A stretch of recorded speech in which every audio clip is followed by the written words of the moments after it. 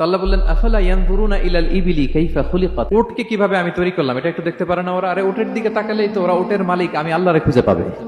উটের কথা আল্লাহ কেন বললেন? উট হচ্ছে এমন আজীব একটা প্রাণী যেটা প্রাণী বিজ্ঞানীদেরকে হয়রান করে দিয়েছে।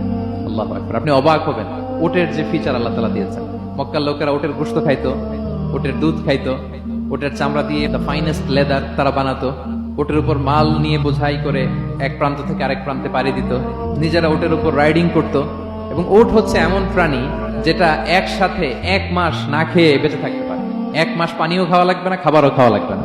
প্রাপ্তবয়স্ক একটা উট একসাথে 200 লিটার পানি খেয়ে ফেলতে পারে।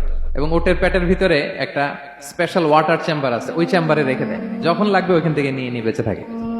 1 মাস না খেয়ে বেঁচে থাকে কি করে? উটের পিঠে দেখবেন একটা কুজ আছে, এই পুরো কুজটা হচ্ছে চর্বির আধার। উটের যখন খাবার থাকে না মরুভূমিতে, মাসের পর মাস যখন চলে, ওই চর্বি থেকে এনার্জি নিয়ে সে মরুভূমিতে চলে, সে না খেয়েও বাঁচতে পারে।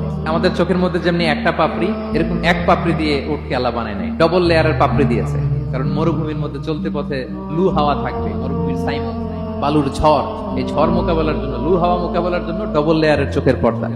একটা পর্দা ফেলে রাখে আর একটা খুলে সে হাঁটতে থাকে, তার কিছুই হয় না। সুবহানাল্লাহ।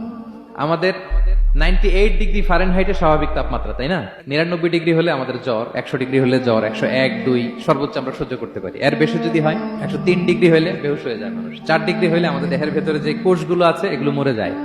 কিন্তু একটা উট মরুভূমির তাপমাত্রায় প্রতিদিন 104 ডিগ্রি 5 ডিগ্রি তাপমাত্রা সহ্য করে খুব স্বাভাবিক উট চলতে পারে, তার কিছুই হয় না। এবং মরুভূমির মধ্যে যে ক্যাকটাস আছে, গুলমলতা, বড় বড় কাঁটা জাতীয় গাছ, যেই কাঁটা পৃথিবীর কোনো প্রাণী খেতে পারবে না, কিন্তু একটা উট অনায়াসে খেয়ে ফেলতে পারে। উটের জিহ্বাকে এবং পাকস্থলীকে আল্লাহ এমন স্পেশালি মেড করেছেন, যত কাঁটা দিবেন খেয়ে সাবার ওর কিছুই হয় না।